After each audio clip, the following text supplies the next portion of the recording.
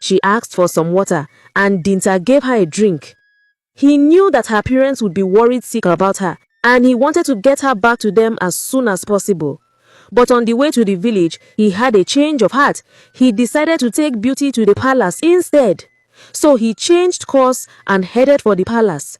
When they arrived, Dinta told the king everything he had seen and heard, and presented Beauty to him. When her parents arrived at the palace, they were stunned to see their daughter in such a state. Beauty explained what had happened the day before. The king, queen, and her parents were horrified by what they heard. The king was furious that anyone could do such a thing, and he vowed to find the girls and punish them for their actions.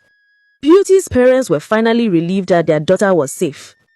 The king summoned the town crier and ordered him to gather everyone at the palace as soon as possible. The town crier went from house to house shouting the king's message.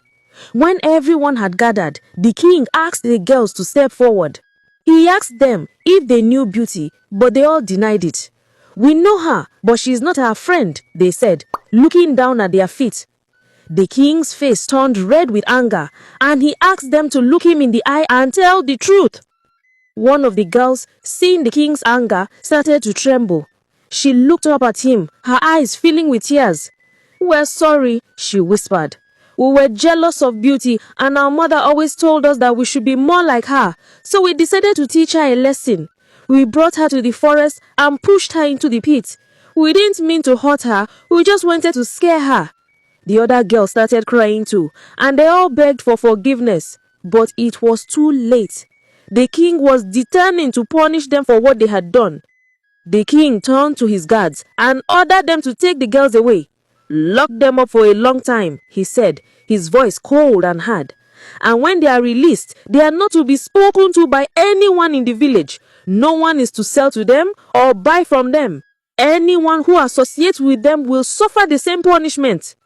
The crowd watched in silence as the king finished speaking. But then the prince stepped forward. He turned to the crowd and announced, "I have found a wife. She is here with us today." The crowd murmured in confusion.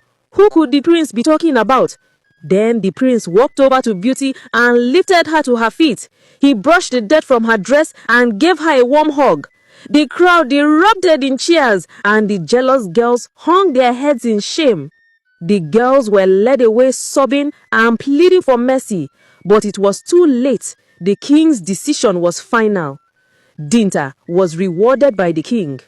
Beauty's destiny had been fulfilled despite their attempts to sabotage it.